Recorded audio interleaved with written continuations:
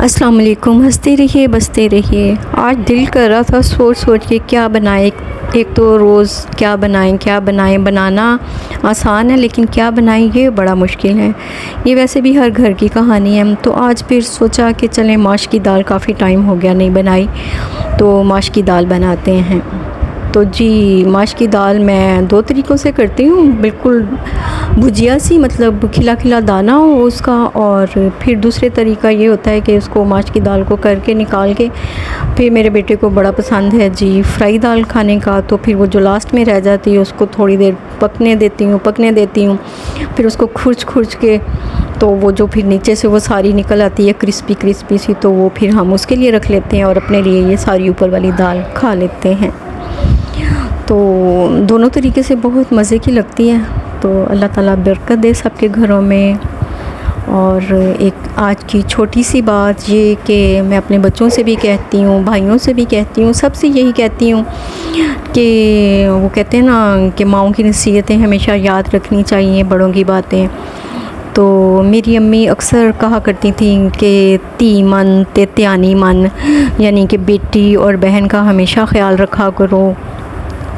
तो मेरी वालदा कहती थी कि जब भी बहन घर में आए तो उसकी खिदमत करो, बेटी आए तो उसकी ज़्यादा से ज़्यादा खिदमत करो। मेरे भाइयों को ममा की ना ये नसीहत होती थी। तो अम्मी की एक और नसीहत थी कि जब बेटियां घर आएँ, बहनें घर आएँ, तो उनको कभी घर से खाली हाथ ना जाने दें, और जब उनके घर जाएं तो फिर भी कुछ ना कुछ ज़रूर लेके जाएं। वैसे भी ये हमारी इक़दार में भी ये बात शामिल है, माशरे की रवायत भी है कि आप किसी के भी घर जाएं तो चलें थोड़ा बहुत अपनी इस्तात के मुताबिक कुछ ले जाएं, ताकि बच्चे देख के खुश हो जाएं कि चलें जी कोई अपना आया है।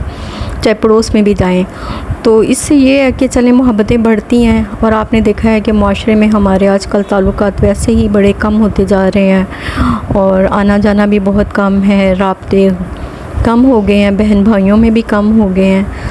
तो बस ये छोटी छोटी जो बातें होती हैं इनको हम छोटा समझ के कर लेते हैं दूर अपने से, लेकिन ये छोटी जो बातें हैं ना, ये अहमियत बहुत रखती हैं हमारी ज़िंदगी में। तो इंसान अपनी ज़िंदगी में सारी ज़िंदगी सीखता ही रहता है।